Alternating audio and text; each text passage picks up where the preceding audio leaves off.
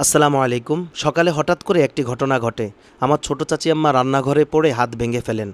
খবর পেয়ে আমি সাথে সাথে ওনাদের বাড়িতে যাই। ওনাদের বাড়ি আমাদের ঘর থেকে ২০০ গজ দূরে। চাচি আম্মাকে চাটখিল উপজেলা স্বাস্থ্য কমপ্লেক্সে নিয়ে যাওয়া হয়। সেখানে ওনার প্রাথমিক চিকিৎসা দেওয়া হয়। বাংলাদেশের সব সরকারি হসপিটালের মতো চাটখিল উপজেলা স্বাস্থ্য কমপ্লেক্সও নানা ধরনের অব্যবস্থাপনায় জর্জরিত।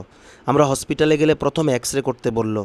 একজন আমাদেরকে হাসপাতাল থেকে ১০০ গজ দূরে হেলথ কেয়ার হসপিটাল নামে একটি ডায়াগনস্টিক সেন্টারে নিয়ে যায়। সেখানে ৩০০ টাকা দিয়ে আমরা এক্স-রে করাই। প্রশ্ন হলো, একটি উপজেলা স্বাস্থ্য কমপ্লেক্সে কি এক্স-রে মেশিন নেই? থাকলে আমাদেরকে কেন হাতভাঙ্গা রুগীকে নিয়ে এই বৃষ্টির মধ্যে অন্য একটি হসপিটালে যেতে হলো? ডাক্তার সাহেবকে অসৎ মনে হয়নি, কিন্তু কেন পরীক্ষার জন্য আরেকটি হসপিটালে পাঠানো হলো তা জানারও সুযোগ হয়নি। এক্স-রে রিপোর্ট ভালো আসেনি, কনুইর নিচে হাড্ডি ভেঙেছে। ডাক্তার বললেন ভালো কোনো হসপিটালে অপারেশন করতে হবে। সেখানে একটি রুম নজর পড়ে। রুমের সামনে লেখা রয়েছে জুলাই আগস্ট ২০২৪ গণ অভ্যুত্থান, শহীদের পরিবার ও আহতদের জন্য চিকিৎসা।